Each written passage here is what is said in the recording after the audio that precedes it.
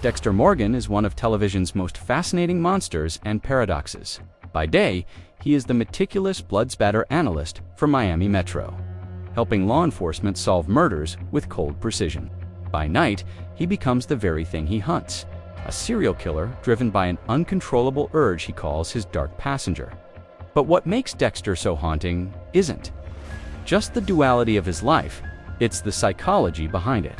He isn't a chaotic killer driven purely by rage, nor is he entirely devoid of empathy, as most serial predators are. Instead, Dexter operates by a code, Harry's Code, a set of rules that channels his violent impulses toward those society deems untouchable murderers, rapists, predators who've slipped through the cracks of justice. And yet, the question remains, what is Dexter really? Is he a textbook sociopath who fakes emotions to blend in? A remorseless psychopath incapable of love? Or does he represent something far more complex? A man shaped by trauma, conditioned by rules, and yet capable of feelings he insists he doesn't have. For years, fans, critics, and even psychologists have debated this puzzle. But to understand Dexter Morgan, we need to go deeper than labels. We need to step into the shadows of his mind, where the lines between predator and protector, monster and man, blur into something terrifyingly human. Today, we dissect the psychology of Dexter Morgan, not just to ask who he is, but to ask what he reveals about us. To understand Dexter, we must begin with his origin. At just 3 years old, Dexter witnessed his mother brutally murdered with a chainsaw, left in a pool of blood for days before being rescued. This single traumatic event rewired his brain, leaving him with violent urges he couldn't explain. Trauma this early can fracture a child's emotional development, creating detachment, numbness, and obsessive behaviors. For Dexter, that trauma became the seed of the dark passenger, a constant hunger for blood that shaped every part of his life. On the surface, Dexter fits the profile of a psychopath: lack of empathy, compulsive lying, superficial charm, and an ability to kill without remorse. He even admits that he doesn't feel emotions the way others do. But there are contradictions. Psychopaths typically manipulate for power or pleasure, while Dexter follows Harry's code, restricting his killings to murderers who escaped justice.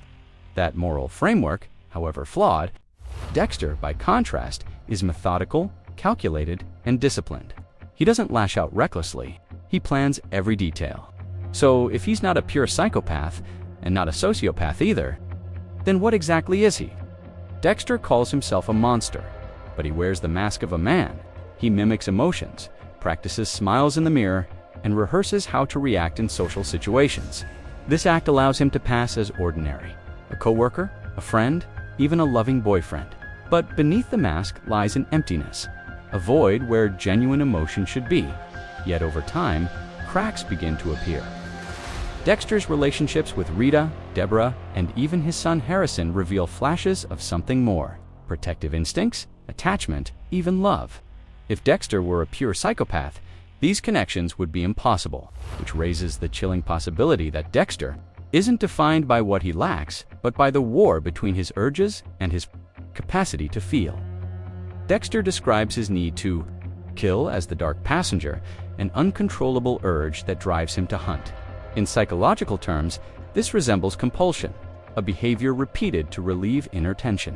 The ritual of stalking, capturing, and killing provides him release, much like an addict satisfying a craving.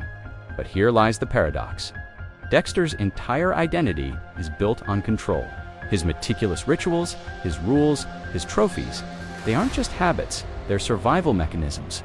Every kill is designed to maintain order in a world where his instincts threaten chaos. In this sense, Dexter isn't simply a psychopath. He's an addict, a ritualist, and a survivor, balancing on the edge of control and collapse. The true complexity of Dexter's psychology emerges not in his kills, but in his moments of vulnerability. His grief at Rita's death, his fierce protection of Deborah. These emotions contradict the cold detachment of psychopathy. They suggest that Dexter is not devoid of feeling, but rather deeply fractured by trauma.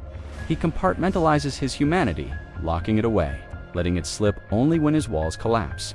This duality makes Dexter so haunting. He is both a predator and a protector, both a monster and, in his own mind, and necessary force of justice. The real question isn't whether he is a psychopath or a sociopath, it's whether he is something we don't have a word for yet. A new archetype of killer born from trauma, discipline, and a desperate need to belong. So, what is Dexter Morgan? A psychopath? A sociopath? Or simply a man forever scarred by unimaginable trauma, forced to live with urges he never asked for? The truth is, Dexter doesn't fit neatly into any category. He is all of these things, and at the same time, none of them. His existence proves that human psychology cannot always be boxed into a diagnosis. What makes Dexter haunting isn't just his ritualistic killings, it's the contradictions. He claims to feel nothing, yet risks everything for his sister. He insists he's incapable of love, yet becomes a father who genuinely fights to protect his child. He follows a rigid code to keep the monster inside him under control. But again and again, we see moments where the mask slips and something startlingly human emerges. Dexter Morgan's psychology isn't just about crime or pathology, it's about identity. About the masks we wear, the secrets we keep, and the darkness we all hide within ourselves. For Dexter, the struggle is extreme. His shadow self is lethal, ever-present, and insatiable. But isn't that why we're drawn to him?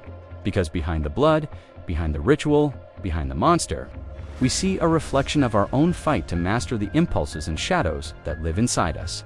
In the end, perhaps the real answer isn't whether Dexter is a sociopath or a psychopath. The real answer is that Dexter Morgan is a mirror, one that forces us to ask the uncomfortable question: how much of him lives in us?